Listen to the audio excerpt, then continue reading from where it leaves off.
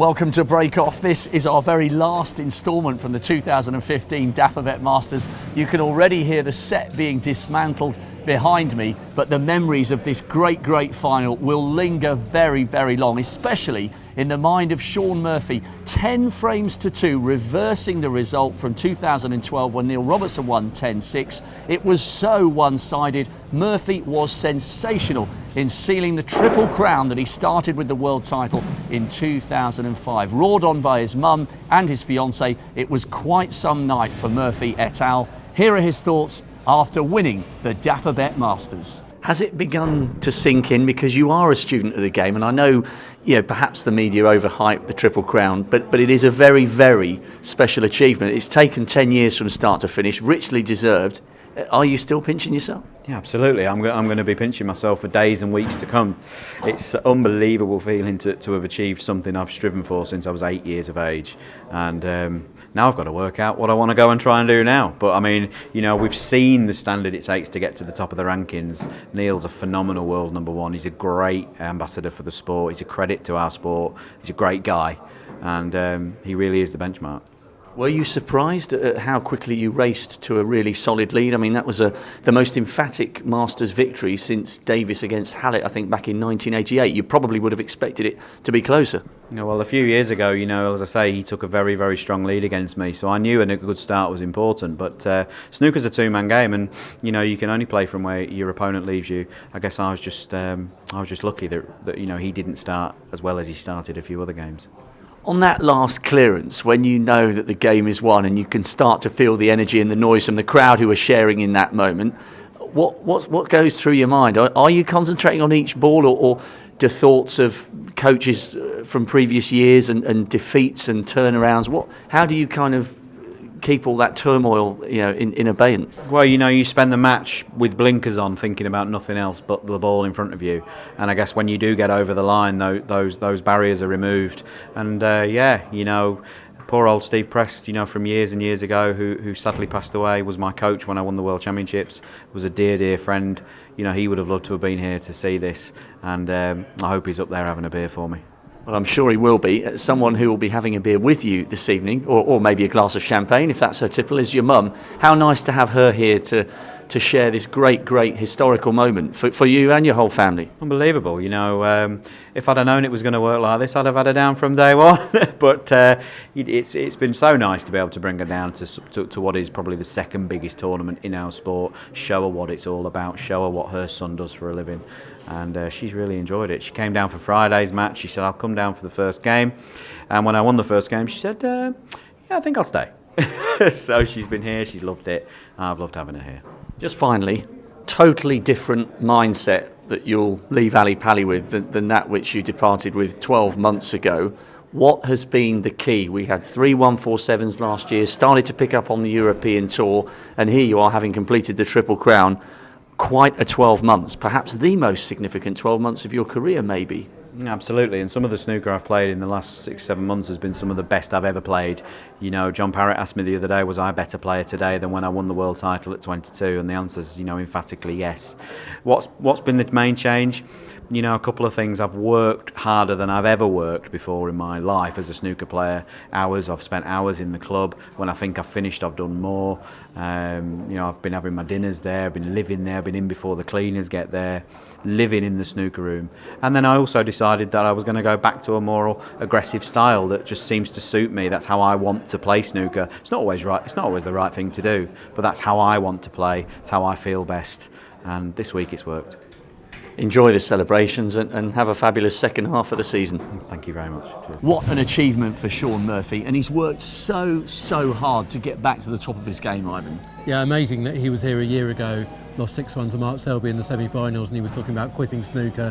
What a year he's had since then. He won 4 titles last year, European Tour events and the ranking event in China, but this one means a lot more, and to win the Masters, to complete the Triple Crown, it's a great moment for Shaun. I mean, we all remember when he burst onto the scene in 2005, won the World Championship, and everyone said, this is the next big force in snooker. He's going to be another O'Sullivan or a Higgins or a Williams along those lines. And I think he would admit himself he's been an underachiever since then. It's 10 years since then. And it's only now that you see he's completed that Triple Crown. But he showed this week, and particularly today, how well he can play. and I think there's a really bright future for him now. Well, you came up with the stat that it was the most one-sided Masters final since Steve Davis beat Mike Hallett 9-0 back in 1988, and nobody would have expected that scoreline after watching the way Robbo dismantled Ronnie O'Sullivan 6-1 in his semi-final.